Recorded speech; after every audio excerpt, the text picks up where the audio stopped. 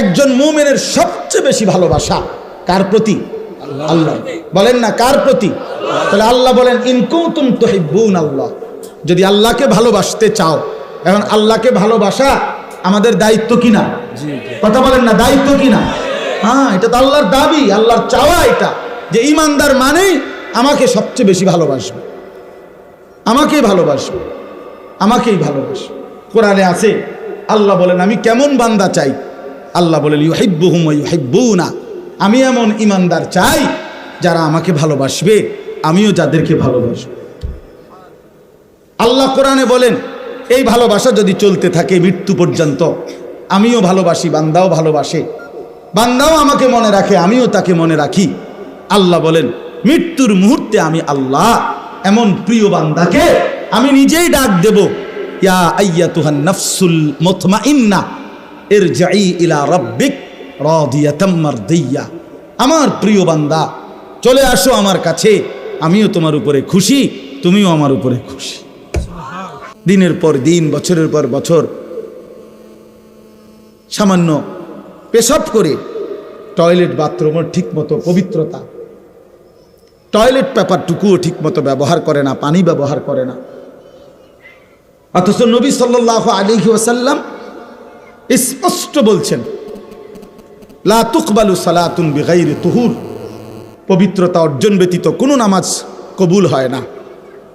নবীজি বলছেন ইন্নাল্লাহা তাইয়্যিব লা ইয়াকবালু ইল্লা তাইয়্যিবান, নিশ্চয়ই আল্লাহ পবিত্র, পবিত্রতা ছাড়া তিনি কিছুই গ্রহণ করেন না। নবী সাল্লাল্লাহু আলাইহি ওয়াসাল্লাম বলছেন আত-তুহুরু শাত্রুল ঈমান, পবিত্রতা ঈমানের অংশ কিংবা অর্ধাংশ। নবীজি বলছেন মিফতাহুস সালাতে আত-তুহুর, পবিত্রতা নামাজের চাবি। নবী সাল্লাল্লাহু আলাইহি ওয়াসাল্লাম এতভাবে বলছেন, কোরআনুল কারীমের মধ্যে আছে, কোরআনে আল্লাহ বলছেন বান্দা তুমি যদি পেশাব করে, পায়খানা করে অথবা বীর্যপাত হওয়ার কারণে গোসলও ফরজ হয়, যদি তোমার পানি না মেলে, কোনোভাবে পানির ব্যবস্থা হচ্ছে না, প্রয়োজনে মাটি দিয়ে তায়াম্মুম করো, ফাতায়াম্মামু সাঈদান তাইয়্যিবা, মাটি দিয়ে তায়াম্মুম করো। যদি বলি আল্লাহ মাটি দিয়ে সামান্য একটু মুখ মুছলে মাটি আর হাত মুছলেই সারব পবিত্রতা, একেবারে এত তাড়াহুড়ার কি আছে, পানি মিলুক পরে চিন্তা করুন। আল্লাহ তাআলা কোরআনে বলছে বান্দা প্রয়োজনে মাটি দিয়ে হলেও পবিত্রতা অর্জন করো। কেন জানো? আমি আল্লাহ সারাক্ষণ আমার বান্দাকে পবিত্রই দেখতে চাই। ওয়ালাকিন ইউরিদু লিইউতাহহিরাকুম, আমি আল্লাহ চাই তোমাদেরকে পবিত্র দেখতে, পবিত্র দেখতে। আল্লাহ যেন বলে বিশ্বাস করো বান্দা, তোমার শরীর নাপাক থাকুক, আমি এটা মোটেই পছন্দ করি না, আমার একদম ভাল লাগে না, এটা একদম ভাল লাগে। তুমি পেশাব করে পানি নিবা না, টয়লেট পেপার ব্যবহার করবা না, তুমি এরকম অপদার্থ, এরকম ফালতু, এটা তো আমি কোনো মুসলমানের জন্য আমি আল্লাহ এটা পছন্দই করি। যে আমার বান্দা, আমার মুমিন, আমার ইমানদার বান্দা, ওই এরকম ফালতু হবে কেন? ওই এত বাজে হবে কেন? এরকম হবে কেন?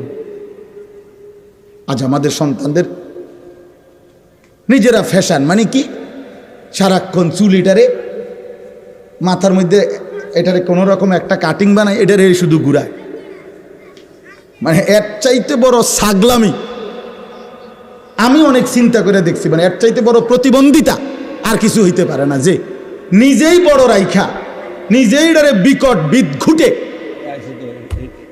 আফ্রিকান জঙ্গলের মতো কোনো প্রাণীর মতো চুল বানাইয়া আবার নিজেই এটারে একবার এদিকে ফিরায়, একবার, আমার কাছে মনে হয় এই প্রতিবন্ধী, তার মানসিক সমস্যা আছে, সে সুস্থ না, স্বাভাবিক। আপনি পরীক্ষা করে দেখেন, নাহলে তুমি বাড়াইয়া দিলে দেবা, তুমি এটা ফিরাও কেন? আর ফিরাইলে এটা এরকম বাড়াইলা কেন? কথা বোঝেন নাই আমার? এটা যে তো তোমার অসুবিধাই করতে আছে, তো এটার আগে কাটতে লাও। আর যদি বলে না অসুবিধা করে না আমার, তো এটারে ফিরাও কেন প্রত্যেকবারে? এটা ব্যারামটা কি তা তোমার?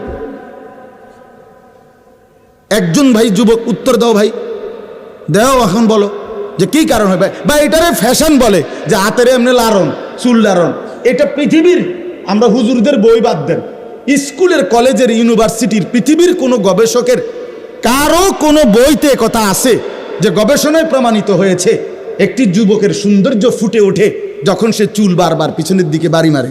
এরকম কোনো তথ্য আছে কি না কোথাও? থাকলে আমার জানার দরকার। বলেন না, কিরে বাপ বলেন? পাগলামিরও তো একটা সীমা আছে। বোকা বুঝি এত বোকা হয়, নির্বোধ বুঝি এত নির্বোধ হয়। আস্তাগফিরুল্লাহ। আল্লাহ নবী সাল্লাল্লাহু আলাইহি ওয়াসাল্লাম স্পষ্ট বলছে, আল মুমিনু গিররুন কারীম, মুমিন সাদা সিধা হয়, মুমিন ভদ্র হয়। আরেকটা আজীব সুন্দর কথা বলছে নবীজি, লা ইয়াখদাউ ওয়া লা ইউখদাউ, মুমিন ধোঁকা দেয় না কাউকে। আবার বলছে নবী, ওয়ালা ইউখদাউ, মুমিন কারো দ্বারা ধোঁকাও খায় না। বুঝেন নাই? ইমানদার কাউকে কি দেয় না? ধোঁকাও দেয় না। আবার ইমানদার কারো দ্বারা কি খায় না? ধোঁকাও খায়। মুমিন এত বেকুব হইতে নাই, ইমানদার এত বেকুব হইতে নাই। আমারে চালাইতেছে আরেকজনে কিল্লেগা, আমার আত্মমর্যাদা কোথায়? আমার আত্মসম্মান কই? আমার গায়রত কোথায়? আমার আত্মপরিচয় কোথায়? আমি একবার ক্রিকেট খেলোয়াড়ের মতো, একবার ফুটবল খেলোয়াড়ের মতো, একবার সিনেমার নর্তকীর মতো, একবার নাটকের অভিনেতার মতো, একবার ইউরোপের কোনো খেলোয়াড়, কাফের মুশরিক বেঈমান তাদের মতো আমি আমাকে বারবার সাজানো, ঘুরাই ফিরাই, এক একবার এক এক রং এক এক ঢং ধরি। এই ছলনাময়ী এক এক সময় এক এক রং ধরে, এ তো মুমিনের সিফাত হইতে পারে না, এটা তো ইমানদারের পরিচয় হইতে পারে না দোস্ত। এই জন্য বাবারা আপনাদেরকেও বলি, প্রত্যেকেই আগে এই কথা বুঝেন, এইটা দয়া করে বুঝেন আগে। আমি এই জন্য বলছি, আগে দিল থেকে আমার কথাটা যারাই শুনতেছেন মনোযোগ দিয়ে শুনেন। কয়জন শুনেন আমার এই নিয়ে কোনো টেনশন নেই, কয়জন পাত্তা না দিলেও আমার কোনো সমস্যা না। আমি একজন শুনলো স্যার, কেউ না শুনলে আমারটা আমি কইয়া যাই, আমার সওয়াব, এই যে কোনো সমস্যা, এই জন্য চিন্তাও করি না। জনপ্রিয়তার ধোঁকা, আসমানওয়ালা গ্রহণ করা, সেটা হলো সফলতা। কথা বোঝেন নাই? জনপ্রিয় ঠিক আছে সব, কিন্তু মালিক নিল না, আল্লাহ তাআলা গ্রহণ করলেন না, তো কি ফায়দা? কি ফায়দা? এজন্য দয়া করে আমরা প্রত্যেকে ইনসাফের সাথে আগে এই কথাটা বুঝেন ভাইয়া। এখানে যে কয়জন বসছেন, বাবারা, চাচারা, বন্ধুরা, ছেলেরা, এ কথা দিল থেকে ভাইয়া বোঝো যে কোরআন এবং সুন্নাহ আমার জন্য, আপনার জন্য, হেদায়েতের জন্য। আল্লাহ কোরআনে বলছেন, যালিকা হুদাল্লাহ ইয়াহদি বিহি মান ইয়াশা। আল্লাহ নিজে বলছে, শোনো বান্দা, এই কোরআনই হচ্ছে আমি আল্লাহর পক্ষ থেকে হেদায়েত। ইয়াহদি বিহি, খোদার কসম আল্লাহ বলছে, আমি কেবল এই কোরআন দ্বারাই যাকে ইচ্ছে করি হেদায়েত দিয়ে থাকি, হেদায়েত দিয়ে থাকি। অতএব কোরআন এবং সুন্নাহর সাথে সম্পর্ক নাই, কোরআনুল কারীমের হুকুমটা গ্রহণ করে না, রাসূলুল্লাহ সাল্লাল্লাহু আলাইহি সাল্লামের তরিকা গ্রহণ করে না, নিশ্চিত সে কোনো সঠিক পথ, সুপথ, আলোকিত রাস্তা খোদার কসম তার মিলবে না। তুমি ফইরা থুবাই এলাও, তুমি ফইরা থুবাই এলাও, প্রয়োজন কোনো অসুবিধা নেই।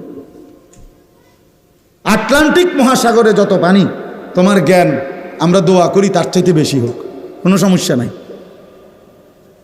একবারে হিমালয় পর্বতের উচ্চতার চাইতেও মহাজ্ঞানী হও, কিন্তু কোরআন থেকে বঞ্চিত, রাসূলুল্লাহ সাল্লাল্লাহু আলাইহি সাল্লামের সুন্নাহ থেকে বঞ্চিত, আল্লাহর কোরআন দেখে দেখেও পড়তে পারে না, আর সাইয়া সাইয়াও কদ্দুর কোরআন শরীফ পড়তে পারে না শুদ্ধ, এতটুকু যোগ্যতা যার নাই, ওই মুসলমান পরিচয়ধারী ব্যক্তি ব্যর্থ, ব্যর্থ, ব্যর্থ, বেটা ব্যর্থ জিন্দিগি। ওই জিন্দিগি, ওই দুনিয়ার এসব মাতবুরি, বাহাদুরি, দুনিয়ার এই কিছুক্ষণের কারাকারি, দুনিয়া নিয়ে কামরা কামরি, এগুলা কিছুক্ষণের মধ্যেই ফুরায় যায়, এগুলা কিছুক্ষণের মধ্যেই ফুরায় যায়। হ্যাঁ, এগুলা বেশিক্ষণ লাগে না, 2:30 বাজে গেলে গা পরের দিনের আর 2:30 বাজে না, 24 ঘন্টা আর লাগে না, মাটির সাথে সব মিশে যায়, 24 ঘন্টা আর লাগে না। তখন 16 বছরের সাজানো বাগান 24 ঘন্টার আগেই নিশ্চিহ্ন হয়ে যায়। আল্লাহ তাআলা দেখায়, আল্লাহ বলছে বান্দা বারবার পৃথিবীতে আমি একই ঘটনার পুনরাবৃত্তি করি, ইতিহাসের ইতিহাসের পুনরাবৃত্তি হয়, এটা আমরা বইতে পড়ছি বারবার। ইতিহাস বারবার ফিরে আসে, বারবার আল্লাহ তাআলা বারবার ইতিহাসকে ফিরায়, মানুষকে বারবার শেখাইতে চায়। কোরআনুল কারীমের মধ্যে আছে আল্লাহ তাআলা নবী সাল্লাল্লাহু আলাইহি সাল্লামকে বলছেন, শুনেন নবীজিকে আল্লাহ বলছে ফাকসুসিল কাসাস, হে নবী আপনি পূর্ববর্তী জাতির ঘটনা বলি আপনি আমার বান্দাদের কাছে বর্ণনা করুন। কেন? লাআল্লাহুম ইয়াতাফাক্কারুন, যেন তারা ফিকির করতে পারে, ভাবতে পারে। হ্যাঁ, আল্লাহ বলছে যে বন্ধু কেন আমি নূহ নবীর জাতি অবাধ্যতার ঘটনা, তাদেরকে তুফানে ধ্বংস করার ঘটনা কেন শুনাইলাম, আপনি বলেন, তারা ফিকির করবে। আমি হুদ আলাইহিস সালামের ঘটনা, লূত আলাইহিস সালামের ঘটনা, সালেহ আলাইহিস সালামের ঘটনা, শুআইব আলাইহিস সালামের ঘটনা, মূসা আলাইহিস সালামের ঘটনা, ফেরাউনের ঘটনা, নমরুদের ঘটনা, কারুনের ঘটনা, আল্লাহ তাআলা এগুলো কোরআনে কেন বললেন? বারবার আল্লাহ বলছেন পরবর্তী বান্দারা যেন ফিকির করে। ফিকির কি করে বাপ? ফিকির করে, যেন ভাবে। কোরআনুল কারীম আল্লাহ বলছে, কারুনকে আল্লাহ বলছিল আওয়ালাম ইয়ালাম আন্নাল্লাহা কাদ আহলাকা মিন ক্বাবলিহি মিনাল কুরুনি মান হুয়া আশাদ্দু মিনহু কুওয়াতান ওয়া আকসারু জামআ। আল্লাহ বলেন কারুনকে, জানো তুমি এই নাফরমান, তোমার আগে শক্তিতে অনেক বেশি ছিল, সম্পদেও অনেক বেশি ছিল, ধনেও বেশি ছিল, জনেও বেশি ছিল, মানে মানুষ শক্তি জনবলও ছিল বেশি, সম্পদও ছিল বেশি, এরকম অসংখ্য জাতি তোমার আগে আমি ধ্বংস করে দিছি, তুমি জানো না? কোরআনুল কারীমের মধ্যে আছে আল্লাহ তাআলা বলেন কত জাতিকে আমি ধ্বংস করছি। ও দুনিয়াবাসী, তোমরা তাদের কবরস্থানে গিয়ে কান পাইতা শোনো, একটি নড়াচড়া বা একটা নিঃশ্বাস তাদের শুনতে পাও কিনা? দেখবা যে কোনো আওয়াজ নাই, কোনো নিঃশ্বাসের ধ্বনিও নাই। আজ তারা নিশ্চিহ্ন, পৃথিবী থেকে নিশ্চিহ্ন তারা। বৃষ্টি বেশি হলে মসজিদে যাওয়া যেত না? মসজিদটা তো অনেক সুন্দর, বড় সড়ো জায়গা আছে। মসজিদের ফিকির রাখেন যেন মসজিদের বৃষ্টি পরে তো ওই যে আওয়াজ হইতেছে দেখেন না। তাইলে এখনই উঠতেন না আগে বীজ জ্বালন না, কুদুর বীজ এন, অসুবিধা কি? এটা তো আর ফানিয়ে না পড়ে, মধু তো আর পড়তো না, তাই আর অসুবিধা কি? কিচ্ছু হইতো না। বিজলে কি হয়েছে? বিজলে কি মানুষ মরে যায়নি? তাইলে আর ভিজা মনে করেন বৃষ্টির পানিতে ভিজা, এটা কোনো শর্মের বিষয় নেই যে আয় হায় রে বেজ্জতি রে ভিজা গেছে একদম, এমন তো লজ্জার কিছু না, তো আর শর্মের। এই জন্য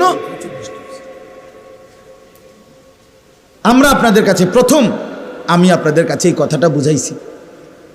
আমি পরে আয়াতের ব্যাখ্যা করার আগে মূলত এই কথাটাই বুঝাইতে চাইছিলাম। কোরআন এবং সুন্নাহকে বাদ দিয়ে আল্লাহর কোরআন এবং রাসূলুল্লাহ সাল্লাল্লাহু আলাইহি সাল্লামের সুন্নাহ, এই দুইটাকে বাদ দিয়ে কোনো মুসলমান মুমিনের জীবন সুন্দর হয় না, আলো পায় না, পথ পায় না, গন্তব্য হয় না, মঞ্জিল খুঁজে পায় না, সফল হয় না। এই জন্য আপনাদের কাছে আমি অনুরোধ করলাম, দয়া করে প্রত্যেকে, জোয়ান বুড়া, আবারও অনুরোধ করছি, আল্লাহর কোরআন এবং রাসূলুল্লাহ সাল্লাল্লাহু আলাইহি সাল্লামের সুন্নাহর দিকে আপনাকেও ফিরিয়ে আনেন, আপনার পরিবারকেও ফিরিয়ে আনার চেষ্টা করেন। তাইলেই সফলতা, তাইলেই মুক্তি। এইবার চলেন আমরা মসজিদে যাই, এরপরে বাকি কথা ইনশাআল্লাহ আবার হবে। মাথায় যখন একজন নওজোয়ান ছেলের মাথায় যখন ইউরোপীয় কারো কালচার তার কলিজার মধ্যে বসে, সে যত কষ্ট করে হোক সে তার মতোই নিজেকে সাজায়। বহু কষ্ট করে হইল টাকা জমাইয়া ওই জামা, ওই শার্ট, ওই প্যান্ট ওই রকম চুলের স্টাইল বানাইতে চেষ্টা করে। এই এক এক ছেলে পেলের, মুরব্বীরা তো জানেও না, এক এক ছেলে পেলের এই চুল ডিজাইন করতে এখন সেলুনে 500-1000 টাকা, আর তার চাইতে বেশি টাকা লাগে। ওই 10 টাকার চুল কাটেন না, এটা আরো অনেক টাকা বেশি লাগে। তাইলে সে লম্বা সময় সেলুনের মধ্যে দিয়া তারপরে অনেক টাকা খরচ করে সে নিজেকে এই ফ্যাশনেবল বানায়। এরপরে প্রথম কাজ হলো মোবাইলে একটা ছবি তুলে বিভিন্ন আইটেমে ফেসবুকে দিচ্ছে এবং অন্যান্যদেরকে আহ্বান করতেছে, কমেন্টস করে জানাবেন কেমন লাগতেছে। অন্যান্যরা অসাধারণ, দারুণ, এগিয়ে যান, সাব্বাস, সেরকম, হেভি, এই একটা না একটা কইতে আছে, আর উনি ভাল লাগতেছে ওনার কাছে। হ্যাঁ, এই শেষ, খালাস, এই এতটুকুই, আর কিচ্ছু। তো আমি বলতে চাচ্ছি, কলিজার মধ্যে যার কথা মানুষের জাগে, ভিতরে জমে, সে তার মতো নিজেকে সাজায়। আমাদের আরবিতে বলে আয-যাহিরু উনওয়ানুল বাতিন, আরবি একটা প্রবাদ, যে মানুষের অন্তরের প্রতিচ্ছবি, অন্তরের ঠিকানা, মানে অন্তরের বহিঃপ্রকাশ জাহের, বাহ্যিক চেহারা। মানুষের অন্তরে কি আছে এটা চেহারা দেখে, শরীর দেখে আন্দাজ করা যায়। যেমন আমরা সহজে বলি, আমরা মানুষের চেহারার দিকে তাকাই, এই বলি, ভাই কি অবস্থা, মনটা খারাপ না? অথচ মনটা ভিতরে, কিন্তু সে তার চেহারা দেখে আন্দাজ করতেছে ভিতরটার মধ্যে, মনটার মধ্যে কোনো কষ্ট আছে, পেরেশানি আছে। এই জন্য চেহারার মধ্যে বিষণ্ণতার ছাপ। আবার চেহারার দিকে তাকাই এই মানুষ বলে, হ্যাঁ খুব রঙে আসো মনে হয়, খুব ফুর্তিতে আসো মনে হয়, বুঝা গেল ভিতরে তার কোনো খুশি আছে, এটাই চেহারার মধ্যে প্রকাশ পাচ্ছে। তাহলে এই জন্য ভাই, এটাই সত্য, এটাই বাস্তবতা। মানুষের বাহ্যিক সাজগোজ, কথাবার্তা, আচরণ, উচ্চারণ, চাল চলন, লেনদেন, বিশ্বাস করেন এই বাহ্যিক এটা দেখেই প্রমাণিত হয় তার ভেতরে কার জায়গা, আল্লাহ রসুলের জায়গা নাকি বেঈমান মুশরিকের জায়গা, এটা বুঝাই যায়, এটা বুঝাই যায়, আন্দাজ করা যায়। আপনি বলতে হবে না, আপনি বলতে হবে না, এটা এমনিতে অনুভব করা যায়। এই জন্য আমি আপনাদের কাছে অনুরোধ করছি, মুরব্বীরাও, জওয়ানেরাও, মা বোনরাও, সবাই মিলে আপনারা আগে এই প্রথাটা, আজকে একদিনের ওয়াজের জন্য না বাফ, এই কথাটা দিলের মধ্যে আগে আনেন যে বাস্তবিক অর্থে আমরা মুসলমান, আমরা মোমেন, আমাদের জন্য আমাদের কোরআনী আদর্শ, আমাদের রসুলের জিন্দিগি আমাদের আদর্শ, এর মধ্যেই আমাদের সৌন্দর্য, এর মধ্যেই আমাদের সফলতা, এর মধ্যেই আমাদের কামিয়াবি। দুনিয়ার সৌন্দর্য এখানে, আখিরাতের সৌন্দর্য এখানে। আমাদের প্রিয় নবী সাল্লাল্লাহু আলাইহি ওয়াসাল্লাম, মনে করেন আমরা যদি তাকে অনুসরণ করি, তাহলে এর চাইতে সুন্দর সাজগোজ, চলন বলন, চেহারা, আচরণ, উচ্চারণ, সকল কিছু খোদার কসম পৃথিবীর আর কোনো ব্যক্তি, গোষ্ঠী, কারো কাছে প্রিয় নবী সাল্লাল্লাহু আলাইহি সাল্লামের চাইতে উত্তম সৌন্দর্য, দুনিয়ার বিভিন্ন সকল বিষয়েও নবীজির চাইতে সৌন্দর্যময় আর কারো মধ্যে ছিল না, কিয়ামত পর্যন্ত আসবেও না। তিনি সবচেয়ে সুন্দর, তিনি হাসলেও সুন্দর, তিনি কাঁদলেও সুন্দর, তিনি হাঁটলেও সুন্দর, তিনি বসলেও সুন্দর, তিনি কথা বললেও সুন্দর, তিনি চুপ থাকলেও সুন্দর। সাহাবায়ে কেরাম অপলোক না হনে তাকিয়ে তাকিয়ে নবীজির চেহারা মুবারকের সৌন্দর্য দেখতেন। নবীজির একজন মহিলা সাহাবী হযরত উম্মে সুলাইম, আনাস রাদিয়াল্লাহু তাআলা আনহুর মা উম্মে সুলাইম রাদিয়াল্লাহু তাআলা আনহা, উনি একদিন পূর্ণিমার চাঁদের রাতে ওনার বাড়ির উঠানে নবীজি দাঁড়িয়ে আছেন। এই অবস্থায় পূর্ণিমার চাঁদ একবার নবীজি সাল্লাল্লাহু আলাইহি সাল্লামের চেহারা মুবারক একবার দেখতেছিলেন, একবার উপরে একবার নিচে। আল্লাহ নবী সাল্লাল্লাহু আলাইহি ওয়াসাল্লাম বললেন, উম্মে সুলাইম তুমি কি দেখছো?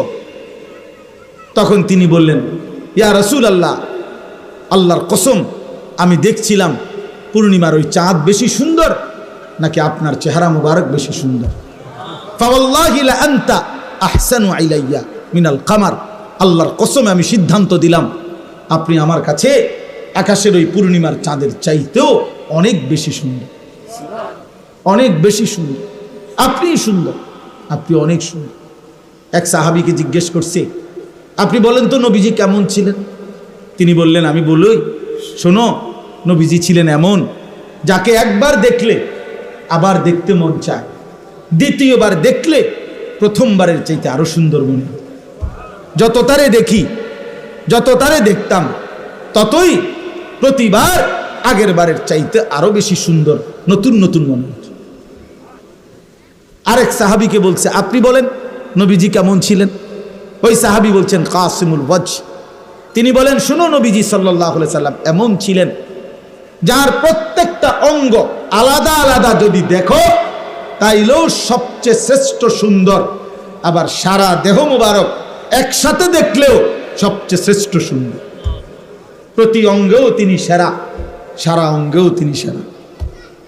তার চোখও সেরা, নাকও সেরা, তার হাসিও সেরা, তার কান্নাও সেরা, আবার তার পুরা দেহ, পুরা অবয়ব সেটাও সবচেয়ে সুন্দর।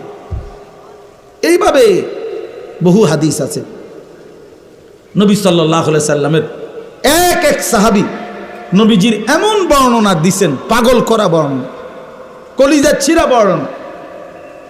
হযরত হাসান ইবনে সাবিত রাদিয়াল্লাহু তাআলা আনহু, তিনি একদিন মিম্বরের মধ্যে দাঁড়িয়ে নবীজির সামনে, নবীজি সাল্লাল্লাহু আলাইহি সাল্লাম উপস্থিত এই অবস্থায় নবীজির দিকে তাকিয়ে কবিতার আকারে বলছেন, ওয়া আহসানু মিনকা লাম তারা কাত্তু আইনি, হে নবী, আপনার চাইতে সুন্দর আমার এই দুই নয়নে আমি আর কাউকে দেখি না। এরপরে বললেন, কেন দেখি নাই জানেন? ওয়া আজমালু মিনকা লাম তালিদিন নিসাউ, কারণ আপনার চাইতে সুন্দর কোনো মা, কোনো বাচ্চাই কোনো দিন প্রসব করেন। এমন সুন্দর কোনো বাচ্চাই এই জমিনে আর মায়ের পেট থেকে প্রসব হয় নাই। খুলিকতা মুবাররাআম মিন কুল্লি আইব, আপনাকে আল্লাহ তাআলা সমস্ত ত্রুটি থেকে পবিত্র করেই বানিয়েছেন। কাআন্নাকা কাদ খুলিকতা কামা তাশাউ, এটার অর্থ তো আরো সুন্দর।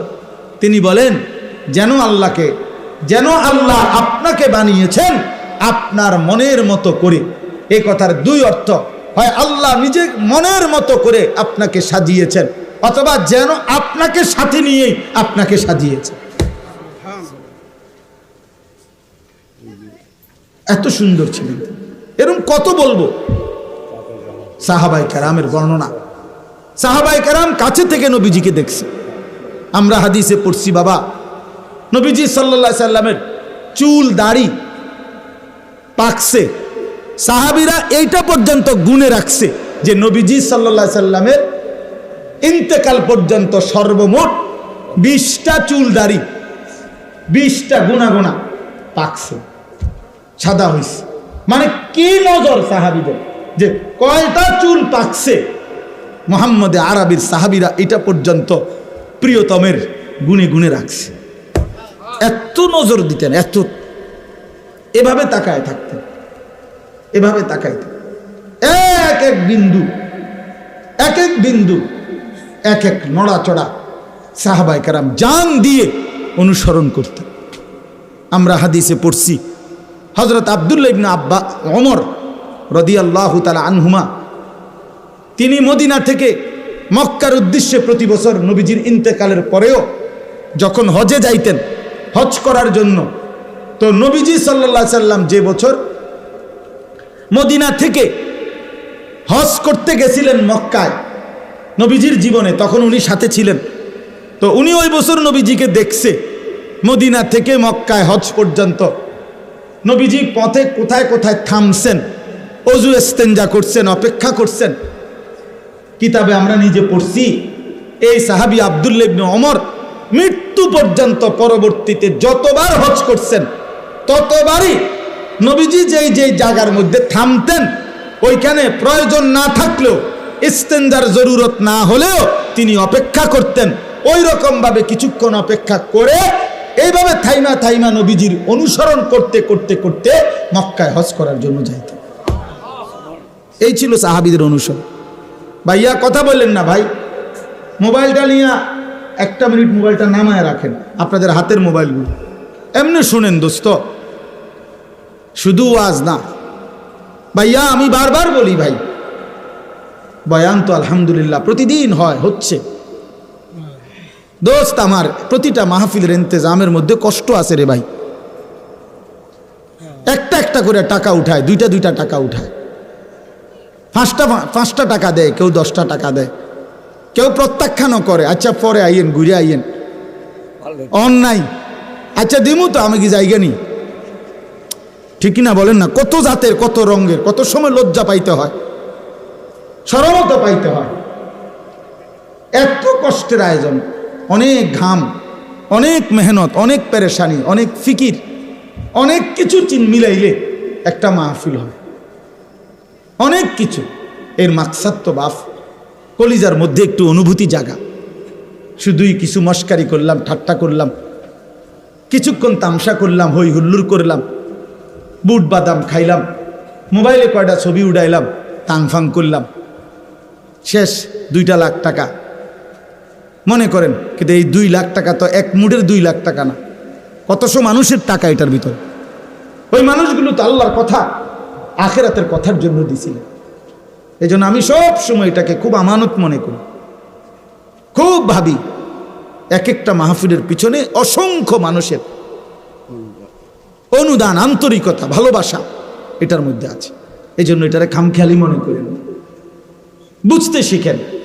একটা মাথা আমি সব সময় বলি ভাইয়া, ছেলেদেরকে বলি, যুবক ভাই আপনাদেরকেও, চোখ বন্ধ করলেই ঝড় থামে না দোস্ত আমার। মানে আপনি যদি বলেন আমি চোখ বন্ধ রাখছি, আমি তুফান দেখছি না, ঝড় দেখি নাই আমি, তাই বলে ঝড় থামবে না। তার মানে আপনি মাথা নোয়া ফেললেই, আপনি যদি বলেন আমি খেয়াল করলাম না আর কি, হুজুরের কথা পাত্তা দিলাম না আর কি, ওলামায়ে কেরামের কথা গুরুত্ব দিলাম না আর কি, খোদার কসম বন্ধু, এই কারণে আখিরাতের বিচার, কবরের শাস্তি বন্ধ হবে না। হ্যাঁ, চালাক মনে করেন না নিজেরে, চালাক মনে করেন। মুরব্বীদেরকেও বলি, জওয়ানদেরকেও বলি, চালাক মনে করেন না কেউ কাউরে। বাদ দুগা ঠিক মতো খাইতে এলে নিজেরে বুদ্ধিমান ভাববেন না। হ্যাঁ, 3 ফুট বিদেশ, আর কি তা আপনার আর সমস্যা কি? সাদুয়ানে গপ মারে, বিড়ি খায়, বন দিয়া চা দিয়া ভিজাইয়া খায়। বাহ, গফ কি এক একজন গফের ছুটে, দোহানের বাকি মানুষ কাঁফে। উনি বিশাল বেটা, সফল উনি, ওনার 3 ফুট বিদেশ, বাইক বিল্ডিং করে ফেলছে, ফার্নিচার সব কিনা হয়ে গেছে, বাজার সদাই করে আরামসে খাইতেছে। মাশাআল্লাহ, মানে চাচার ফুর্তি। দুনিয়াতে যে জন্য আসছিলাম, আমার দুনিয়াতে আসা সার্থক। আসছিলাম 3টা ফুট বিদেশ পাঠাইতাম, আল্লাহর রহমতে 10 জনের দোয়ায় ফুট বিদেশ পাঠাইছি, মেয়েগুলারে বিয়া দিছি, বাইক বিল্ডিং করছি, নিমসারের লগে কত জায়গা লইছি, ব্যাংকেও আল্লাহর রহমতে কয়টা টাকা জমছে। বাহ, কামিয়াব চাচা, আমনে কামিয়াব, আমনে সারিয়া গেছে, উনি কামিয়াব। উনি এখন মানে ওনার ভাবসাব এমন, আমার আর কোনো কাজ নাই পৃথিবীতে, আমি আসছি যে উদ্দেশ্যে দুনিয়ায়, আমার দুনিয়া অর্জন হয়ে গেছে। নাউজুবিল্লাহ, না রে বাপ। যদি জিজ্ঞাসা করি, ছেলেগুলো নামাজ পড়ে তো? ছেলের বউরা পর্দা করে তো? মেয়েগুলো পর্দা করে তো? স্ত্রী পর্দানশীল? আপনার ফ্যামিলির মানুষ যতজন, সকলে আল্লাহর কোরআন পড়তে পারে তো? ফজরের নামাজ সবাই পড়ে তো? এটা হিসাব দেন, এটা হিসাব দেন। আল মালু ওয়াল বানুন জিনাতুল হায়াতিদ দুনিয়া। রব্বুল আলামিন বলেন, মাল এবং সন্তানাদি শুধুই কেবল দুনিয়ার জীবনের সৌন্দর্য, শুধুই দুনিয়া মাটির উপরের অংশ। ওয়াল বাকিয়াতুস সালিহাতু খায়রুন ইনদা রাব্বিকা সাওয়াবান ওয়া খায়রুন আমালা। আল্লাহ বলে, যদি বান্দা আখিরাত আর পরকাল থেকে কোনো প্রতিদান পেতে চাও, আমি আল্লাহর কাছে কিছু যদি আশা করো তাইলে সেটা কেবল as-salihat, নেক আমল, বন্দিগি দেখাও, গোলামি দেখাও, সেজদা দেখাও, সুন্নাতের অনুসরণ দেখাও, আমার বন্ধুর ইত্তেবা অনুসরণ দেখাও। এইটা হলো সফলতা। কোরআনুল কারীমে আল্লাহ বলেন ফামান যুহজিহা আনিন নারি ওয়া উদখিলাল জান্নাতা ফাকাদ ফাজা। আল্লাহ বলে শোনো বান্দা, জাহান্নাম থেকে যাকে মুক্তি দেয়া হলো, জান্নাতে প্রবেশ করানো হলো, খোদার কসম আল্লাহ বলেন ফাকাদ ফাজা, সেই কেবল সফল হলো। ওমাল হায়াতুদ দুনিয়া ইল্লা মাতাউল গুরুর। আর শুনে নাও বান্দা, দুনিয়ার জীবন সে কেবলই ধোঁকা, ধোঁকা, ধোঁকা, সব ধোঁকা। ওমা হাদিহিল হায়াতুদ দুনিয়া ইল্লা লাহবুম ওয়া লাইব। আল্লাহ বলে বান্দা শুনে নাও, দুনিয়ার জীবন শুধুই কেবল তামাশা, শুধুই খেলাধুলা। ওয়া ইন্নাদ দারাল আখিরাতা লাহিয়াল হায়াওয়ান। আর আখিরাতের ঘর জান্নাত সেটাই কেবল জীবন। লাহিয়াল হায়াওয়ান অর্থ জিন্দেগি, বেঁচে থাকার সার্থকতা, জীবনের সার্থকতা যখন মিলবে জান্নাত। লাউ কানু ইয়ালামুন। আল্লাহ বলেন হায় বান্দা যদি বুঝতা, এটা যদি বুঝতা বান্দা ভালো হতো, কিন্তু বুঝলা না। বুঝলা হুদা বাতের থালা, ভাত, ভাত কতটি খাইতে সফল, খাট পালং সোফা ফার্নিচার, চাকরি ব্যবসা, আয় রোজগার, দালান বিল্ডিং, এটাকেই তোমরা সফলতা মনে করো। গাররাতকুমুল হায়াতুদ দুনিয়া। আল্লাহ বলছে দুনিয়া তোমাদেরকে ধোঁকা দিল। দুনিয়া বহুজনকেই ধোঁকা দিছে। তুমি দুনিয়ারে খুব কামড়াইয়া ধরছিলা, দুনিয়ারে টাইট করে ধরছিলা। তুমি সয়েল টেস্ট রিপোর্ট করে একেবারে বুয়েটের ইঞ্জিনিয়ার দিয়া বিল্ডিং এর মজবুতির জন্য যেন তুমি কোনোদিন না মরো, যেন কোনোদিন তোমার এই ঘর থেকে বাহির না করে, এই জন্য খুব হেভি হেভি করে ফাইলিং কইরা এরপরে বিল্ডিং বানাইছো। এভাবে দুনিয়ারে তুমি আঁকড়াইয়া ধরতে চাইছিলা। দুনিয়া সত্যি সত্যি একদিন একটা লাথি মাইরা তোমারে কবরে ফালাইয়া দিয়া বলবে বেঈমান, আমি যদি থাকতে দিতাম তাহলে তো তোর দাদারেও থাকতে দিতাম, তোর বাফারও থাকতে দিতাম, তোর পূর্বপুরুষকেও থাকতে দিতাম। আমি কাউকে থাকতে দেই নাই, কেউ মরতেও চায় নাই, তোরে থাকতে দেবো কেন বেঈমান? কে তোরে বোকা বানাইলো? কে তোরে ধোকা দিল? তুই কেন আমারে আঁকড়াইয়া ধরলি? দুনিয়া তুই জানো না আমি এখানে কাউরে থাকতে দেই না? আমার দাদা মরলো কেন? বেকুবা ছিল এই কারণে। কেন কথা বলেন না কেন মিয়া? আমার দাদা মরলো কেন? বেকুবা ছিল দেখে নাকি? আমার বাপ মরলো কেন? বেউকুফা ছিল এই কারণে না? আমনে সালাক, আমনে মরতেন না, মরতেন না। যুবক তোমার জওয়ানি শেষ হইতো না। তুমি কি ভাবছ এ সবসময় শরীর এরকম টান টান সুঠাম মজবুত দেহ থাকবে না? এমন হবে না আর কোনোদিন। ওই বুড়ো মুরব্বী, বুড়ো মানুষ, ওই চাচা দাদা, তাদের মতো ঢিল রাডা শরীর আর হবে না। আর অতটুকুরও তো নিশ্চয়তা নাই। কোরআনুল কারীমের মধ্যে আল্লাহ বলছেন, কি সুন্দর আয়াত শুনেন। আল্লাহ বলছে ওয়া নুকিররু ফিল আরহামি মা নাশাউ ইলা আজালিম মুসাম্মা। আমি মায়ের পেটে একটি নির্দিষ্ট সময় বাচ্চাটাকে রাখি। সুম্মা নুখরিজুকুম তিফলান। অতঃপর শিশু আকারে বাচ্চাটাকে মায়ের পেট থেকে বের করি। সুম্মা লিতাবলুগু আশুদ্দাকুম। অতঃপর ধীরে ধীরে তাকে সুঠাম মজবুত বড় স্বাস্থ্য মানে শরীরের শক্তি দিতে থাকি। আচ্ছা এখানে এসে আল্লাহ বলতেছে এ দিতে থাকি, সামনের দিকে নিতে থাকি বাচ্চাটাকে। তবে এখানে এসে আবার দুইটা হয়, অমিনকুম মান ইউতাওয়াফা মিন ক্বাবলু।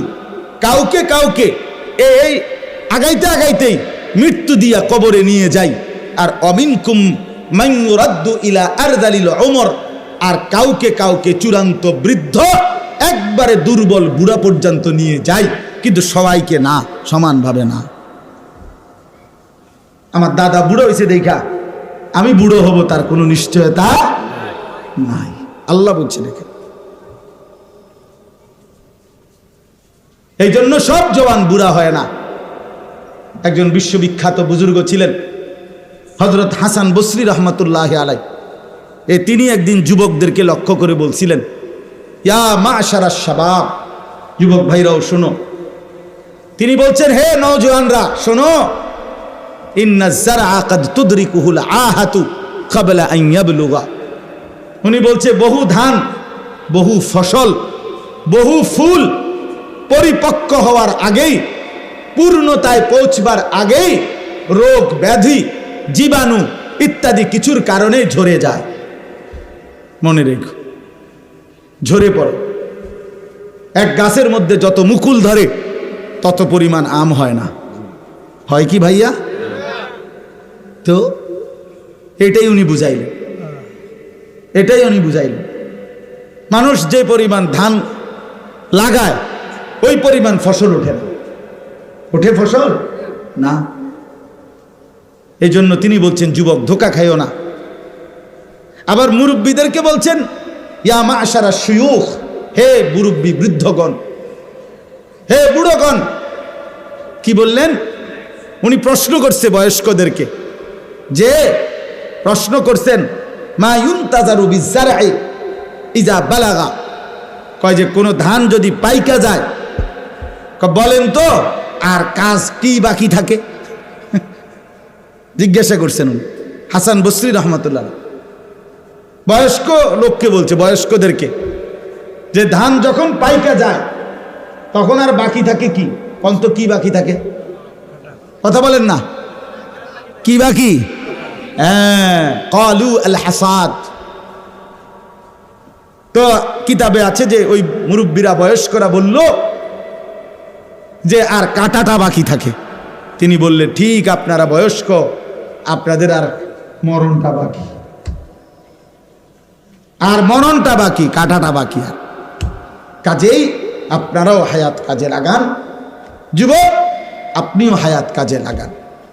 আপনাদের কাছে আমি অনুরোধ করছি, আমার এই আয়াতের মূল বক্তব্য এই কথাটাই। আল্লাহ তাআলা বলছেন, বান্দা এবার আয়াতের মধ্যে আসেন, ইন কুনতুম তুহিব্বুনাল্লাহ, যদি তোমরা আল্লাহকে ভালোবাসতে চাও। এই কথার আগে একটু ব্যাখ্যা করেন। এক মুমিন, এক মুসলমান, আমরা যারা এখানে বসছি আলহামদুলিল্লাহ, আমরা সবাই নিজেকে মুমিন পরিচয় দেই কিনা? কথা বলেন না কেন? সবাই বলি তো না? এক মুমিন, এক ইমানদার যে নিজেকে মুমিন পরিচয় দেয়, কোরআনুল কারীমের মধ্যে আছে, আল্লাহ তাআলা বলছেন, সেই মুমিনের নিকটে, সেই ইমানদারের কাছে সবচেয়ে প্রিয় জন, সর্বোচ্চ ভালোবাসার জন হবে আল্লাহ। কে? মুমিনের প্রথম ভালোবাসা আল্লাহর প্রতি। মুমিনের প্রথম ভালোবাসা কার প্রতি? আবার বলেন, কার প্রতি?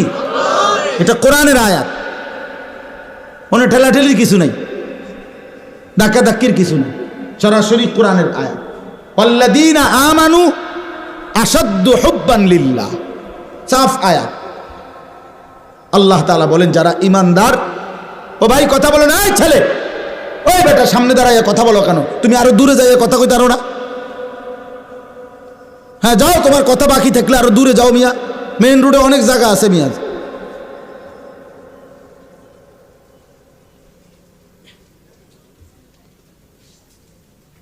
কি আশ্চর্য বিবেকহীন বেটা! কতক্ষণ ধরে দেখেন কাবজাব করতে আছে। এই যে এতক্ষণ ধরে এতগুলো আওয়াজ এখান থেকে হয়েছে না, এই যে এখন মনে হয় ঠান্ডা। কি অর্থ আছে এইটা? তুমি ওখানে বুট বাদামের দোকানে কত ফালতু মানুষ ঘুরতে আছে, ওনে না ঘুরবা গিয়া? এটা তো জীবনের নিয়মে, আমরা তো প্রতিনিয়ত বুঝি এটা। আসমানওয়ালার ফয়সালা ছাড়া এই কলিজার ভিতরে একটি শব্দ ঢোকেও না, এই জবান একটি কথা বলতেও পারে না। আলো পাবে কে? রবের ফয়সালা যার উপরে, সে। গন্তব্যের সন্ধান পাবে কে? আখিরাতের মঞ্জিল খুঁজে পাবে সে, রব্বে করিম ফয়সালা করবেন যার জন্য। এটা শুধুই আল্লাহর ফয়সালা। আবু তালেবকে আপনারা শুনছেন না? নবী সাল্লাল্লাহু আলাইহি সাল্লাম কি পরিমাণ আহাজারি করছে কালেমা পড়াইতে। 38 বছর নবীজির, 38 বছর অভিভাবক, 12 বছর থেকে 50 বছর নবীজির যখন বয়স, এই 38 বছর নবীজির অভিভাবক ছিল আবু তালেব। সুখে দুঃখে বিপদে আপদে আগলাইয়া রাখছে নবীজিকে, কিন্তু ঈমান আনে না। শেষ বয়সে শেষ মুহূর্তে, ইন্তেকালের পূর্ব মুহূর্তে নবী সাল্লাল্লাহু আলাইহি সাল্লাম খুব বেশি আহাজারি করছে, চাচা কালেমাটা পড়েন চাচা। আবু তালেব বলছে না, পড়বো না, আমি বেইজ্জতি হমু মানুষের কাছে। আল্লাহ নবী সাল্লাল্লাহু আলাইহি সাল্লাম বললেন, চাচা তাইলে কানে কানে বলেন, আমি কেউরে কোনোদিন দুনিয়াতে আর বলবো না, শুধু হাসরের ময়দানে বলবো, আল্লাহর সামনে সাক্ষী দেব আমার চাচা কালেমা পড়ছে। কয় না, শূন্য লাগবে মানুষ, বলবো না। আল্লাহ নবী সাল্লাল্লাহু আলাইহি সাল্লাম চোখের পানি ফেলতে ফেলতে বললেন, চাচা তাইলে কমপক্ষে আমি বলি কালেমাটা, আপনি কদ্দুর শুধু মুখটা নাড়েন, ঠোঁটটা নাড়বেন শুধু। ওফ, কি পরিমাণ আবদার করছে। আবু তালেব বলছে না, ঠোঁটও নাড়তাম না।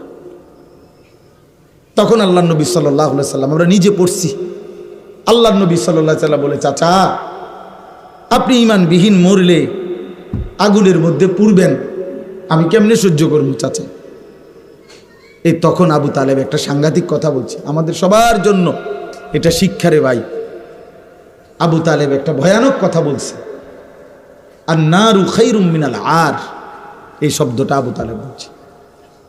আবু তালেব বলছে, মুহাম্মদ, মানুষের কাছে লজ্জা পাওয়ার চাইতে আগুনে জ্বলা ভালো। এটা আবু তালেবের কথা। আন-নারু খায়রুম মিনাল আর। এখন আবু তালেবেরটা হওনে নাউজুবিল্লাহ কইলেন, আপনি আমার ছেলে যখন, মেয়ে যখন মুসলমানের বিয়ের অনুষ্ঠানের মধ্যে গান বাজায়, ঢোল বাজায়, তবলা বাজায়, নাচে গায়, বেপর্দার উৎসব করে, তখন আপনার কলিজার মধ্যেও তো এইটা কিতা করুম, জানি তো গুনাহ তো জানি, হ্যাঁ গুনাহ তো জানি, আল্লাহ তো ফিটবো, এটা আমার একটা আইডিয়া আছে, হ্যাঁ হ্যাঁ, কিন্তু কিতা করবো, মানুষে তো সমাজে তো চলতে হইব, ফোলাফানের একটা আউস, ফোলাফানের একটা শখ, এই কথা বলে না? তাহলে এই কথার ওই কথার মধ্যে তফাৎ কি? কিছু নেই, একবারে বলেন, এই কথার ওই কথার মধ্যে পার্থক্য কি? যে বুঝি তো বুঝি, অনেক দেখবেন অনেক মানুষ আছে সালাহাক, মানে মাতালারে যে এমন সালাহ, বুঝি কথাটি বালায় কয়, হুজুররা আমরা লাগে কয় কথা ঠিকই, কিন্তু পারি না, পারে না। আর যদি আপনি কোন আর 2 টুকরা গোস্ত দেই, হ্যাঁ মাশাআল্লাহ, আগের মতো সেই রুচি নাই, আচ্ছা দাও, এরপরও দাও, আগের মতো রুচি নাই। আল্লাহ দয়া করছে যে আগের মতো রুচি নাই আপনার, এইটাও আল্লাহর মেহেরবানি, নাইলে আর কেউ খাইতে পারলেও নইলে আমনে শেষ করলেন। মানে দুনিয়া ভোগ করার ব্যাপারে 100 বুঝে, আখিরাতের কথা বললে এই সমস্ত 9-6 কথা বলে। বলেন নাউজুবিল্লাহ, বলেন নাউজুবিল্লাহ। আরে ভাই, জিন্দেগির উপরে রহম করে, নিজের উপরে রহম করে, নিজেরে বরবাদ করেন না বাপ। দুনিয়া আপনি যাই পারছেন করছেন, ছেলে মেয়ে স্ত্রী সন্তানের জন্য সবকিছু গুছাইয়া যদি নাও দিতে পারেন, খোদার কসম কোনো অসুবিধা হবে না। আমনে মরলে আবার জিফুতে কামাই করব, এতিম সন্তানও বড় হয়, এতিম বাচ্চাও ধীরে ধীরে বাড়িঘর করে, বিয়া শাদী করে, একসময় দাঁড়ায় যায়, কিচ্ছু হয় না। আপনি মরলেও পৃথিবীতে বাজার চলবো, ব্যবসা চলবো, চাঁদ উঠবে, সূর্য উঠবে। আপনি চললেও আপনার, মরলেও আপনার ফুতে কামাই করব, আপনার ফুতে নাতিয়ে কামাই করব, পৃথিবীর উপার্জন বন্ধ হবে না। কিন্তু আপনি মরলে আর খোদার কসম নেক আমলের আর সুযোগ পাবেন না।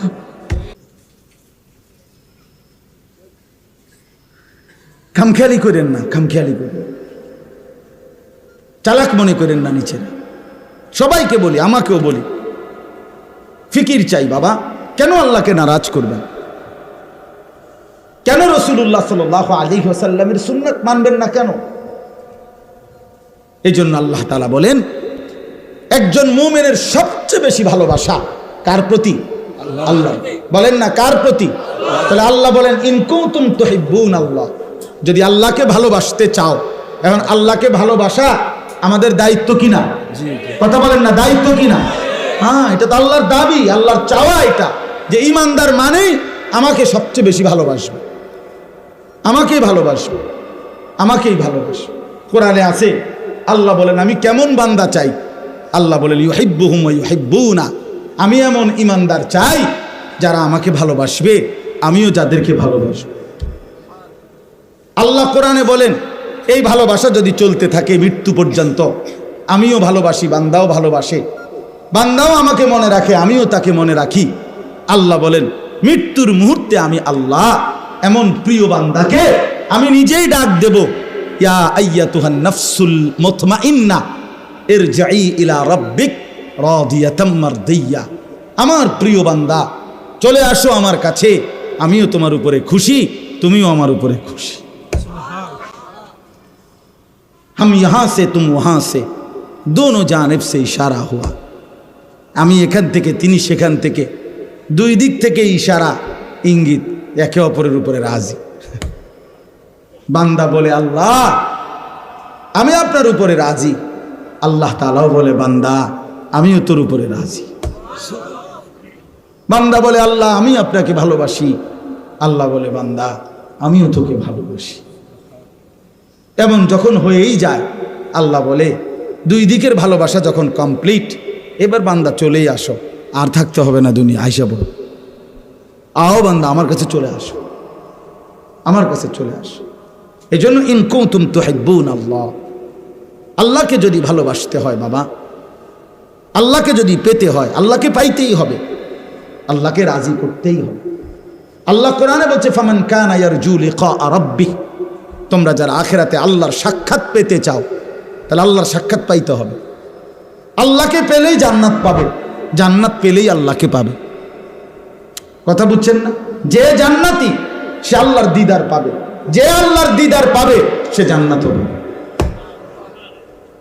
তাহলে আল্লাহকে পেতেই হবে। আল্লাহকে হারিয়ে পৃথিবী পেলে কিছুই পাওয়া হয়। কেউ যদি আল্লাহকে বাদ দিয়ে গোটা পৃথিবী 10-12 পায়, খোদার কসম সে কিছুই পায়, কিছুই পায়। দুনিয়া বারবার ধোকায় দেয়, দুনিয়া কি দেয়? ধোকাই দেয়, দুনিয়া ধোকায়। 16 বছরের সাজানো সংসারও নিমিষেই তছনছ হয়ে যায়, তছনছ হয়ে দুনিয়া ধোকাই দেয়, দুনিয়া ধোকাই দেয়। এই জন্য আল্লাহকে যদি পেতে চায় আর পাইতেই হবে, আল্লাহকে ভালোবাসতেই হবে, আল্লাহকে পাইতেই হবে, আল্লাহর সন্তুষ্টি হাসিল করতেই হবে। কোরআনে আল্লাহ বলছে ওয়া রিদওয়ানুম মিনাল্লাহি আকবার, আল্লাহর সন্তুষ্টি হলো সবচেয়ে বড় সম্পদ। ওয়ালা যিকরুল্লাহি আকবার, আল্লাহ বলছে আল্লাহর জিকির এটাই হচ্ছে আকবার, সবচেয়ে বড় সম্পদ। তো আল্লাহ বলেন এবার তুমি যদি সিদ্ধান্ত নেও যে আল্লাহ আমি আপনাকেই চাই, আপনাকে পেতে চাই। আমাদের ভারতীয় উপমহাদেশের একজন বড় বুজুর্গ ছিলেন সৈয়দুত তাইফা হাজী এমদাদুল্লাহ মুহাজিরে মক্কি রহমতুল্লাহ আলাই। এই ওনার একটা দোয়া আছে, আমরা কিতাবে পড়ছি উর্দুতে। উনি যখন দোয়া করতেন তো দোয়ার মধ্যে উনি বলতেন কোই তুঝসে কুছ और कोई कुछ मांगता है मैं हूँ तुझसे या रब तलबगारे तेरा। উনি দোয়ার মধ্যে বলতেন আল্লাহ এই জগতের কতজন আপনার কাছে কত কিছু চায়, কেউ বাড়ি, কেউ গাড়ি, কেউ স্ত্রী, কেউ সন্তান, কেউ কত কিছু চায়। তিনি বলেন আল্লাহ আমি আপনার কাছে মাই হো তুঝসে ইয়া রব, আমি আপনার কাছে হে মাওলা তলবগারে তেরা, আপনি আল্লাহকেই পেতে চাই, আপনার কাছে আপনাকে চাই। আপনার কাছে কাকে চাই? তো আল্লাহ তাআলা বলেন আমার বান্দা যদি আমাকে পেতে হয়, আমাকে চাইতে হয়, যদি জান্নাত পাইতে হয়, যদি পরকালের মুক্তি পাইতে হয়, যদি কবরের সফলতা পাইতে হয়, যদি মুনকার নাকিরের প্রশ্নের জবাব দিতে হয়, সব কথা একসাথে আখিরাতের সমস্ত সুখ শান্তি সফলতা নিরাপত্তা যদি মিলতে হয়, আল্লাহ বলে ফাত্তাবিউনি ফাত্তাবিউনি ফাত্তাবিউনি, আমার বন্ধুকে অনুসরণ করো, আমার বন্ধুকে অনুসরণ করো, আমার বন্ধুকে অনুসরণ করো। হাঁটা চলা উঠা বসা আচরণ উচ্চারণ লেনদেন খাওয়া পড়া আহার নিদ্রা চলন বলন ঘর বাজার সংসার স্ত্রী সন্তান দেশ জাতি রাজনীতি সমস্ত কিছুর মধ্যে রাতের অন্ধকারে দিনের আলোতে একাকী কিংবা প্রকাশ্যে লোক সম্মুখে কিংবা সঙ্গোপনে আল্লাহ তাআলা বলেন একজনকেই অনুসরণ করো, তিনি আমার প্রিয় বন্ধু মুহাম্মদুর রাসূলুল্লাহ সাল্লাল্লাহু আলাইহি ওয়াসাল্লাম। তাকেই অনুসরণ করো, তাকেই অনুসরণ, তাকেই অনুসরণ। এজন্য দোস্ত আমার, বন্ধু আমার, বাপ আমার, যুবক ভাই আমার, আমি সহ সবার কাছে রবিউল আউয়াল মাসে আমাদের এটাই বক্তব্য। চলেন সিদ্ধান্ত নেই। জীবনে মানুষ মাত্রই অনুসরণ করে, মানুষ সমাজবদ্ধ জীব, মানুষ অনুকরণ প্রিয়, এটা মানুষের রক্তের সাথে অস্তিত্বের সাথে মিশা।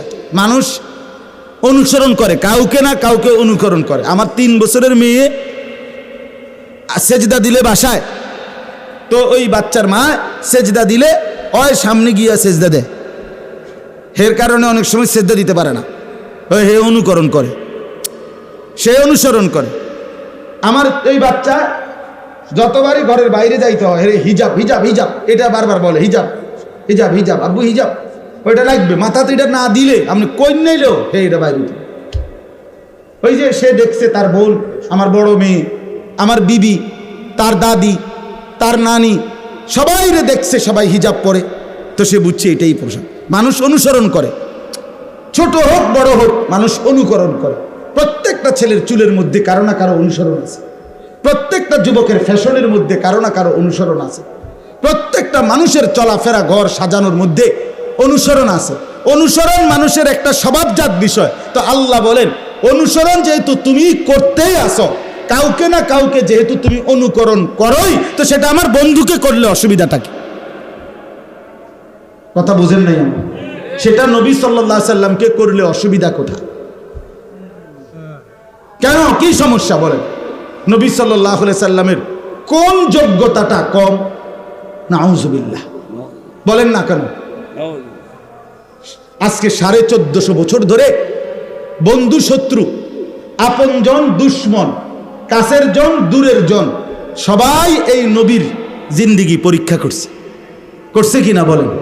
নবীজি সাল্লাল্লাহু আলাইহি সাল্লামের জীবনের উপরে গবেষণা শুধুমাত্র মুসলমান মুমিন আলেম ওনারাই করে না, জি না, জি না, সমস্ত কাফের বেঈমান গবেষক বুদ্ধিজীবী পণ্ডিত নাস্তিক মুরতাদ সবাই মুহাম্মদ সাল্লাল্লাহু আলাইহি সাল্লামের জীবনী খুইটা খুইটা একবারে মাইক্রোস্কোপ যন্ত্র লাগাইয়া পরীক্ষা করছে। কিন্তু বারবার বন্ধু পরীক্ষা করিল, শত্রু পরীক্ষা করিল, মুহাম্মদে আরবি প্রতিবার জিতেই গেছে, গোল্ডেন এ প্লাস পাইছে। তিনি প্রথম স্বামীকেও গোল্ডেন, দ্বিতীয় স্বামী পরীক্ষা তো গোল্ডেন, বার্ষিক পরীক্ষা তো গোল্ডেন। 1450 বছরে তিনি কখনোই রেজাল্ট খারাপ করেন নাই, প্রতিবারই তিনি জিতেছেন। তিনি শ্রেষ্ঠ। ওয়া ইন্নাকা লাআলা খুলুকিন আযীম। আল্লাহ বলছে বন্ধু আপনাকে আমি চরিত্রের সর্বশ্রেষ্ঠ উপমা করে পাঠিয়েছি। আপনার হাসি সবচেয়ে সুন্দর, আপনার কান্না সবচেয়ে সুন্দর, আপনার হাঁটার স্টাইল সবচেয়ে সুন্দর, আপনার বসা, আপনার পেশাব পায়খানা চলা ফেরা আহার নিদ্রা রাত দিন সব সুন্দর, সব সুন্দর, সব সুন্দর, সব সুন্দর। এজন্য নিয়ত করেন রাসূলুল্লাহ সাল্লাল্লাহু আলাইহি ওয়াসাল্লামের অনুসরণ, অনুকরণ, সুন্নাতের ইত্তেবা আমরা করব ইনশাআল্লাহ। বলেন ইনশাআল্লাহ। যুবক ভাই বলেন ইনশাআল্লাহ। একটা বারের জন্য নবী সাল্লাল্লাহু আলাইহি সাল্লাম কিভাবে চুল কাটতেন সেভাবে রাখেন, সাহাবায়ে কেরাম কিভাবে চুল কাটতেন সেভাবে রাখেন। প্রিয় নবী এবং সাহাবায়ে কেরাম আল্লাহর প্রিয় বান্দাদের পোশাক কি সেটা দেখেন। কোরআনে আল্লাহ বলছে ওয়া লিবাসুত তাকওয়া যালিকা খাইর। কোরআনে আল্লাহ বলছে শোনো বান্দা, পোশাক আমি নাজিল করছি। এই মানুষকে পোশাক পরার, এই যে মানুষের গা তার লজ্জা এবং সৌন্দর্য, এই উভয়ের জন্য পোশাক মানুষের গায়ে লাগাইছেন সরাসরি আল্লাহ। জানেন এটা? জানেন আরে ভাই জানেননি এটা কর না কেন? কোরআন শরীফের আয়াত এটা, সূরা আরাফের মধ্যে আছে, ইয়া বনি আদম, হে আদম সন্তানগণ, কাদ আনজালনা আলাইকুম লিবাসান, আমি আল্লাহই তোমাদের উপরে পোশাক নাজিল করেছি। ওই যে যেগুলো বই মন্ত্রে কয়, আমরা ছোটবেলায় পড়ছি, মানুষ প্রথমে উলঙ্গ ছিল, শেষে আস্তে আস্তে গাছের ছাল লাগাইছে, এরপরে আস্তে আস্তে লজ্জা ডাকতে ডাকতে এরপরে পোশাক আসছে। মিথ্যু গাঁজাখুরি কথা ছাড়া আর কিচ্ছু নাই। 100 বাটপারি কথা, গাঁজাখুরি কথা, এটা বেটা মিথ্যাবাদীর কথা। এই জন্য এই পৃথিবীর হাজারো কথার মধ্যে, মানুষের হাজারো কথার মধ্যে, গবেষণার মধ্যে প্রতিনিয়ত ভুল হয়। মুহাম্মদ আরবি যা বলেছেন তা 1 সেকেন্ডের জন্য ভুল হয় নাই। আপনার কি মনে হয় আদম আর হাওয়া আলাইহিস সালাম, ওনাদেরকে আল্লাহ তাআলা যখন বানাইলেন, ফেরেশতাদের সামনে আনলেন তো উলঙ্গ? তো তাইলে তো মানুষ ফইলা ফইলা হাফ প্যান্ট পিনছে, পরে ফইলা পিনছে গাছের ছাল, তো আদম আলাইহিস সালাম কি টাকাও দিছে? তো তাইলে পোশাক ছিল কিনা বলে? তো তাহলে মানব সন্তান পোশাকবিহীন কোনো কালেই ছিল না। কথা, এটা তো যুক্তির কথা। কোরআন শরীফের ডাইরেক্ট আয়াতে আছে, আল্লাহ তাআলা বলছে, ইবলিস যখন আদম এবং হাওয়াকে প্রথম নিষিদ্ধ গাছের ফল খাওয়াইলো, তো ওনাদের প্রথম ক্ষতিটা কি হয়েছে? হ্যাঁ, গায়ের পোশাক কি হয়ে গেছে? তো তাহলে পোশাক থাকলে না খুলছে? পোশাক ছিল কিনা আগে বলেন না কেন? তো এই কারণে না এটা খুলে গেছে। তো তাইলে আদিম যুগে মানুষের গায়ে পোশাক ছিল না? আদিম যুগ কোনটা? আদিম যুগ কোনটা? তোমার দাদার যুগ, হ্যাঁ, তোমার 14 গোষ্ঠীর যুগ, তুমি জানো। এই জন্য কোরআন থেকে যারা দিন নেয় না, জীবনের নির্দেশিকা নেয় না, তারা ভুলই করে বারবার, ভুল করে বারবার। কোরআন কখনোই ভুল তথ্য দেয় নাই, রাসূলুল্লাহ সাল্লাল্লাহু আলাইহি ওয়াসাল্লাম কখনোই ভুল তথ্য দেয় নাই। বৈশ্বিক শিক্ষার মধ্যে অসংখ্য ভালো কথাও আছে, আবার অসংখ্য ভুল তথ্য আছে। এটাও আমরা ইনশাআল্লাহ প্রমাণ করতে রাজি, প্রমাণ করতে রাজি। এই জন্য আমরা আল্লাহ তাআলার এই কথাটাই মেনে নেই ভাইয়া, যে আমরা, আল্লাহ তাআলা বলছে, বান্দা আমাকে পেতে চাইলে, আখিরাতের মুক্তি চাইলে, জান্নাত চাইলে, তোমাদের কাছে এটাই কথা, অবশ্যই তোমরা আমার বন্ধুকে অনুসরণ করো, আমার রসুলকে অনুসরণ করো। আল্লাহ বলেন, এই শেষ কথা হইল, আল্লাহ বলেন, যদি রাসূলুল্লাহ সাল্লাল্লাহু আলাইহি ওয়াসাল্লামের প্রতিটা সুন্নাতের, এই মনে করেন একটা মেসওয়াক, এটাই আপনি শুরু করলেন, আল্লাহ বলেন নগদ 2টা জিনিস দেব। এক, আমি আল্লাহ ভালোবাসবো আর গুনাহ মাফ করব। আমার ভালোবাসা পাইতে থাকবা আর গুনাহ মাফ হতে থাকবে। তো যাকে আল্লাহ ভালোবাসে তাকে জান্নাত দিবে না? যার গুনাহ মাফ হয়ে যাবে সে জান্নাত পাবে না? তো আর কি। আল্লাহু গফুরুর রহিম, আল্লাহ তাআলা বলেন, আমি ভীষণ ক্ষমাশীল, আমি ভীষণ দয়ালু। এজন্য আজকে এতটুকুই কথা। আজকে রবিউল আউয়াল মাসে আপনাদের কাছে আমার বিনীত অনুরোধ, আপনারা দয়া করে, মেহেরবানি করে, যুবক ভাই, আপনাদের কাছে অনুরোধ, পেশাব পায়খানা করে টয়লেট পেপার ব্যবহার করেন, নিজের শরীরটাকে পাক সাফ রাখেন, 5 ওয়াক্ত নামাজ পড়েন, সাজগোজ চলন বলন স্টাইলের মধ্যে রাসূলুল্লাহ সাল্লাল্লাহু আলাইহি সাল্লাম, সাহাবায়ে কেরামের সুন্নাতের অনুসরণ করেন। বাবা, চাচা, মুরব্বী, আপনাদেরকেও বলি, চায়ের দোকানের আড্ডা বন্ধ করে দেন, বিড়ি সিগারেটের অভ্যাস ছেড়ে দেন বাপ, নাটক, সিনেমা, টেলিভিশনে নাচ গান দেখা, নর্তকীর ছবি দেখা, আমার বাপ, এটা বন্ধ করে দেন। অনুরোধ করছি, হায়াতের এই শেষ টাইমটুকু আল্লাহ তাআলার জিকিরে, তসবির মধ্যে কাটায়া দেন, নামাজের মধ্যে কাটায়া দেন। পর্দার আড়ালের মা বোন যদি কেউ শুনে থাকেন, আপনাদের কাছে বলি, মা, আপনার ইজ্জত, আপনার পর্দা, আপনার সতীত্ব, আপনার আব্রু, এটা সংরক্ষণ করেন। যে নারীর পর্দা নাই, যে নারীর সতীত্বের ইজ্জতের কদর নাই, যে নারীর পর্দা নাই, বিশ্বাস করেন এটা কোনো বেডিও না, বেডির জাতও না, এটা প্লাস্টিক নলে বালতি বা বদনা টদনা কিছু না, ধুর বেডি, কোনো বেডিও না, বেডির জাতও না, প্লাস্টিক এটা। হ্যাঁ, বেপর্দা নারী বেগায়রা, আত্মসম্মান নাই তার ভিতরে, কোনো আত্মমর্যাদা নাই। এই জন্য দয়া করে মা বোনদের কাছে অনুরোধ করলাম, নিজের পর্দা, নিজের ইজ্জত, নিজের সতীত্বের কদর করেন, সতীত্বের কদর করেন।